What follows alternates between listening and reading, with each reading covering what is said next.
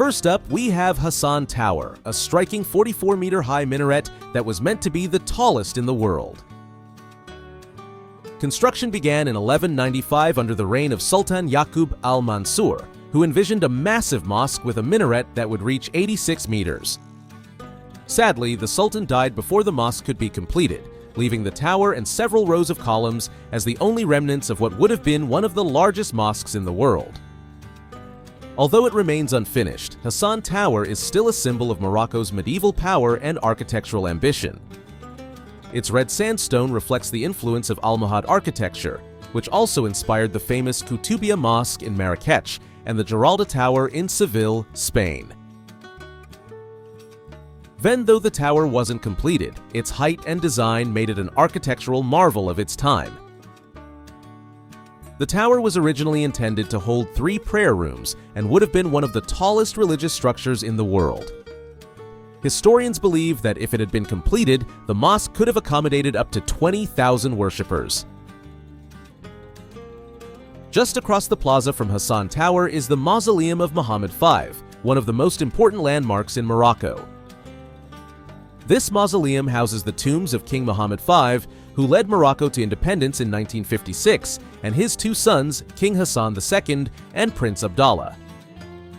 The mausoleum was completed in 1971 and is a masterpiece of traditional Moroccan architecture. The white marble walls, green tiled roof, and beautifully crafted zellige tilework are a tribute to Morocco's rich artistic heritage. Inside, the tomb of Mohammed V is a symbol of national pride, as he is remembered for leading the country to freedom from French colonial rule. The vast plaza that connects the 2 monuments is a striking contrast to the intricate details of the tower and the mausoleum. This open space symbolizes the connection between Morocco's past and present. It's a place for reflection, and it's where Morocco's modern history intersects with its ancient roots. Hassan Tower and the Mausoleum of Mohammed V are not just historic landmarks. They are symbols of Morocco's resilience, heritage, and hope for the future.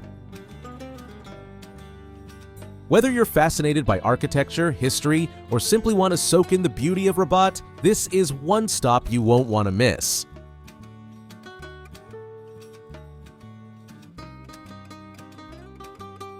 The Kasbah of the Udayas dates back to the 12th century, built by the Almohad dynasty to protect the city from invaders. However, the site has a long history that stretches back even further.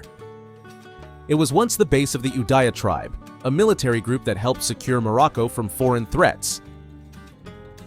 The Kasbah also served as a stronghold for pirates in the 17th century, making it one of the most strategic fortresses along the Atlantic coast.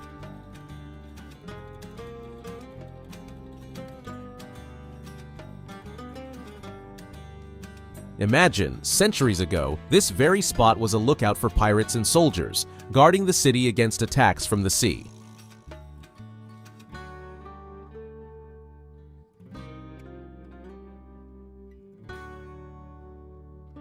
Today, it stands as a peaceful haven, offering visitors a glimpse into Morocco's rich history.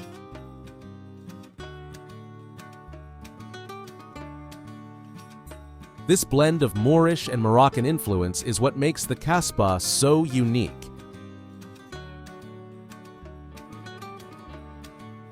One of the highlights of visiting the Kasbah is the panoramic view you get from the fortress walls.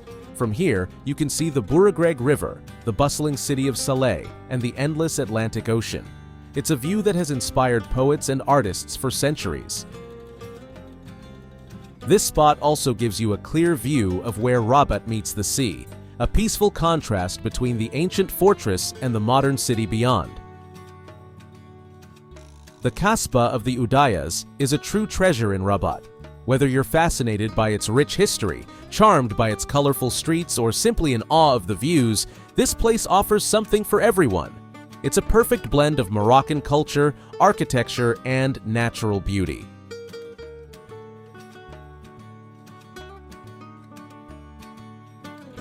Rabat Medina might not be as famous as the souks of Marrakech or Fez, but it has its own unique charm and authenticity.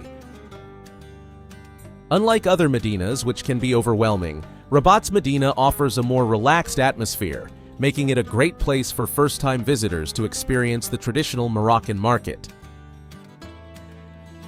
This Medina dates back to the 17th century, built by Morisco refugees who fled Spain.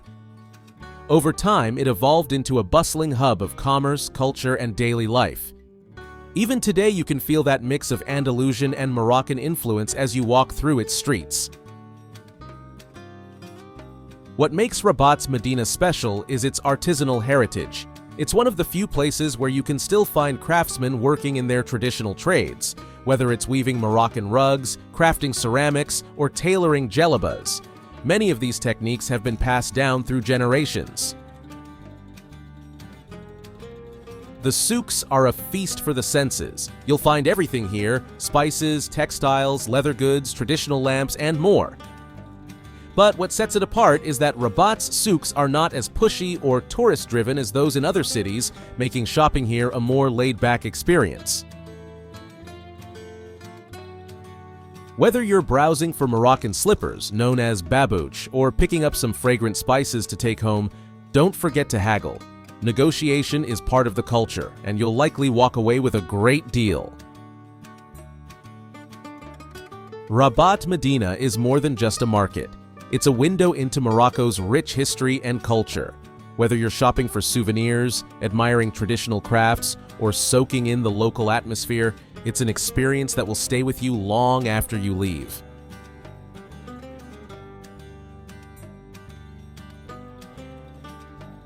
Located at the mouth of the Bouregreg River, the Bouregreg Marina is a relatively new addition to Rabat's vibrant landscape, offering a perfect blend of modern luxury and traditional Moroccan charm. Opened in the early 21st century, the marina has quickly become a favorite spot for both locals and tourists alike. But Bouregreg Marina isn't just for those who love sailing. This is a place for everyone. Whether you want to stroll along the riverside, grab a bite at one of the trendy cafes, or simply take in the stunning views of Rabat's skyline, it's a destination that offers something for every visitor.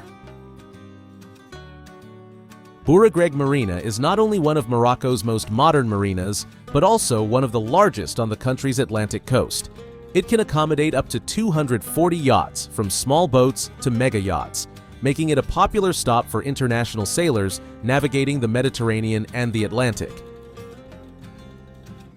What makes Bouregreg Marina truly special is its connection to two cities with rich histories, Rabat and Salé. From here, you can easily explore both sides of the river. On one side, you have Rabat, with its modern charm and historic landmarks. On the other, Salé, an ancient city known for its rich pirate history and traditional souks. This marina isn't just a place to relax, it's a gateway to the heart of both cities. You can walk across the iconic Mohammed VI bridge or hop on a boat to visit Salé's Medina, which has a completely different vibe from Rabat's bustling urban center. If you're looking for a bit more adventure, Bouregreg Marina offers plenty of outdoor activities too. From kayaking on the river to renting bikes for a scenic ride along the waterfront, there's no shortage of ways to enjoy the great outdoors. The calm waters of the Bouregreg River are also ideal for paddleboarding and canoeing. So if you're looking to get active, grab a board and hit the water for a unique perspective of the marina and the surrounding landscape. The Bouregreg area has a long history, with the river itself once serving as a crucial trade route for the ancient civilizations of the region. The nearby Kasbah of the Udayas, a UNESCO World Heritage Site, was built in the 12th century to defend the city and the river from invading forces. Today, you can still see the influence of these ancient civilizations as you explore the area. Whether you're here to sail, relax, explore, or dine, Bouregreg Marina is a place where modern luxury meets ancient history. It's more than just a marina, it's a destination that showcases the very best of what Rabat has to offer.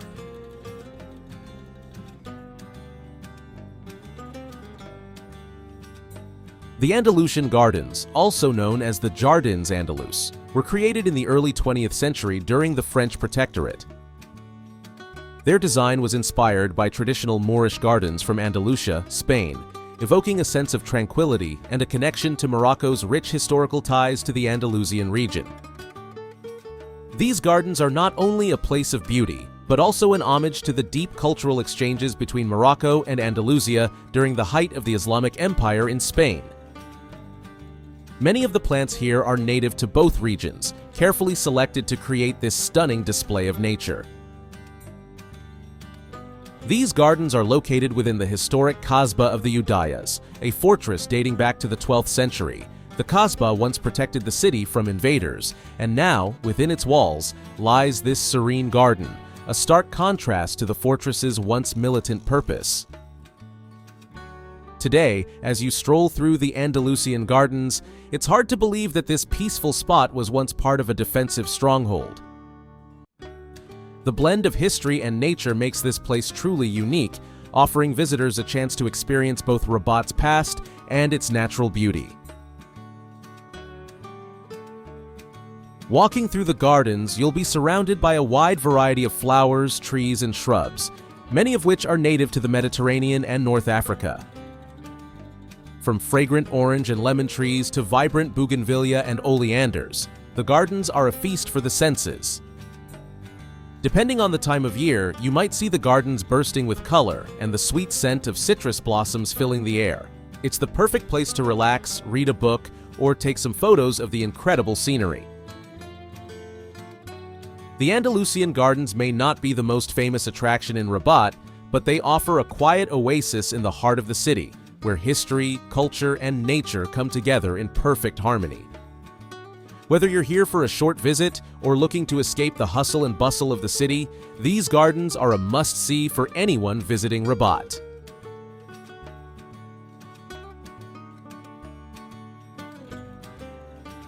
The royal palace was built in 1864 by Sultan Mohammed IV, making it over 150 years old. However, it was during the reign of King Hassan II that the palace became an active hub of Moroccan governance and diplomacy, welcoming dignitaries and world leaders from around the globe. While the palace itself is not open to the public, its sprawling gardens and the surrounding complex provide an opportunity to experience the grandeur and significance of Moroccan royal life. The Royal Palace of Rabat is not just a residence for the royal family, it's also the official seat of the Moroccan government. Within its walls, you'll find various administrative offices, including the Royal Court and the Prime Minister's office, making this palace a vital part of Morocco's political machinery. Architecturally, the Royal Palace is a masterpiece of traditional Moroccan design. Its blend of Moorish, Arab, and Andalusian styles reflects Morocco's rich cultural heritage. The palace is adorned with intricate Zelli tilework, carved cedar wood, and stucco detailing, creating a stunning visual experience. The palace complex is surrounded by vast gardens and courtyards, which are meticulously maintained and feature a variety of native plants, flowers, and trees. While you can't enter the palace itself, the surrounding area offers plenty of stunning views and is a great spot for photography.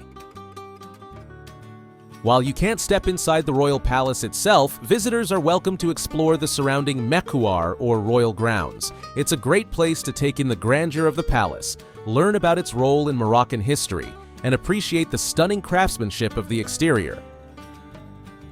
Whether you're a history lover, an admirer of architecture, or simply curious about Morocco's royal heritage, the Royal Palace of Rabat is a must-see destination.